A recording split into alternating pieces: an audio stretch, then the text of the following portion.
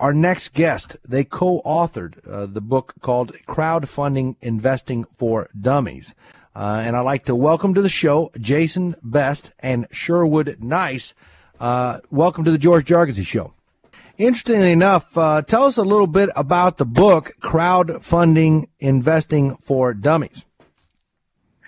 Well, we were approached by Wiley Publishers, who has the For Dummies series, and they saw what we were working on with crowdfunding and the fact that it looked like the legislation was going to pass, and they asked us to write the book. It's just like the Dummies series you've seen in bookstores for years, and so they've asked us to write the Crowdfund Investing for Dummies book, and the ebook will be out. The first part of the ebook will be out at the end of November, and the full book will be out once the SEC finalizes their regulations in March of next year. Where have we gone from that period back in May to where we are now? Well, that's a great question. I think it's important for everyone to understand that while the bill has been passed and signed, and it was passed by one of the largest bipartisan majorities of any bill in the last congressional session, it is still not, no one should be crowdfunding for equity today. We got to back up just a second there. I don't want to interrupt you, but... Well, we were certainly pleased to be a part of the process and to be able to make one of the largest changes to securities laws in over 30 years.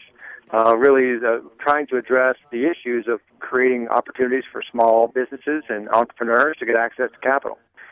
We think that's certainly an important issue, and that we wanted to, because the traditional sources of financing, whether it be banks or other organizations, had evaporated with the financial crisis, and really the sort of going back to what's always been the case of communities coming together to help support each other. That's really the basis of crowdfunding. I mean, even the Statue of Liberty was crowdfunded. Where are we today with the legislation and crowdfunding? Well, the SEC is writing the rules right now, and we've been working with them, and the whole industry, the whole crowdfunding industry, has been heavily engaged in conversations with the SEC and with FINRA to complete the rule writing processes in a complete and rapid way. They're working through that process. I mean, obviously, being part of the industry, we'd like it to move a little quicker than maybe it is, but the SEC is going to move on the schedule that they think is prudent. And what we're doing is working with them to provide as much information as we can to answer the questions that they have around new ways of raising capital using social media and the web. And so the first step is to allow for general solicitation of accredited investors. And the second stage will be allowing crowdfunding for all Americans. Can you expound on that a little bit and tell us sort of your feelings on that? Because the way I read this, it looks to me like it's stalled out or headed the wrong direction from the way you wrote it here, and maybe I'm misunderstanding it. Well, I think that they are. The only change that this first step is making for these accredited investors, and the numbers are accurate there. The only caveat is is really that they are, I think, changing the laws around general solicitation and to allow people to say, I'm trying to raise money, and to add that level of transparency. Where do we sit right now with the SEC on this? For people that are interested in crowdfunding? I think that where we'll see them net out is that those limits will stay the same, and that they will, be proposing their final rules towards the end of this year, and early next year, folks who meet that criteria will be able to be general solicited and participate in kind of the Reg D offerings that exist today.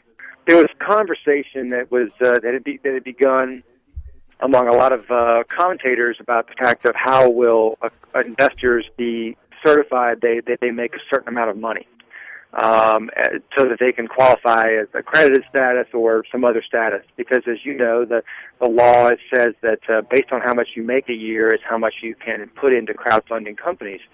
And so, the way it works today with these accredited investors is they sign a document, a legal document that says, I swear or affirm that this is how much money I make, and I do qualify as a status.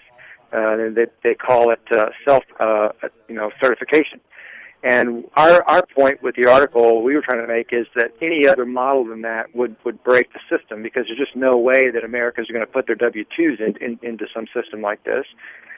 You said the SEC said that different investors may need to supply the government with different information based on a type of investor they are.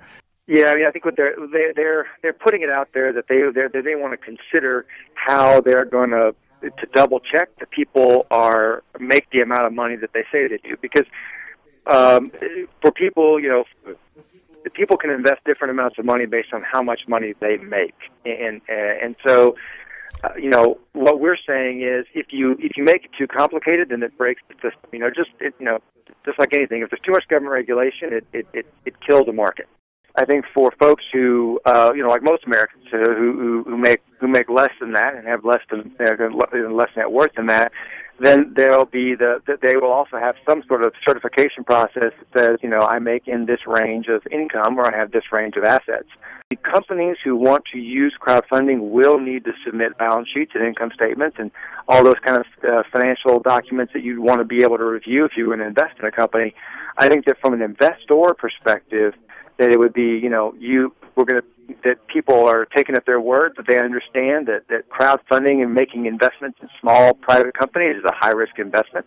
No matter what kind of a great deal you think it is, you should never put, a majority of your, investments into a one single place. It makes me wonder if the SEC is engaged in a campaign to derail the will of the American people. What do you mean by that in the article? We want the SEC to obviously put in place regulation that does protect investors from fraudsters, and that keeps the market as clean as possible. But people were concerned about eBay and PayPal being full of fraud, and those sites have been used for literally billions of dollars of transactions with virtually no fraud. Tell us about the countries real quick that have done this and done a lot of success without a lot of fraud. Sure. So the country that's had a version of crowdfunding in place for almost 7 years is Australia. And it allows people who are both accredited and unaccredited investors to make investments in small private companies. And they have good regulation around this that protects investors, that supports the companies with information and access to capital. And they've had no fraud attached to any company that's raised capital through this mechanism.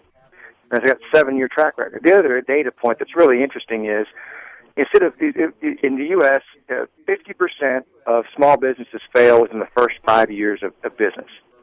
Companies that used crowdfunding in Australia using this methodology, 80% of those businesses survived for 5 years.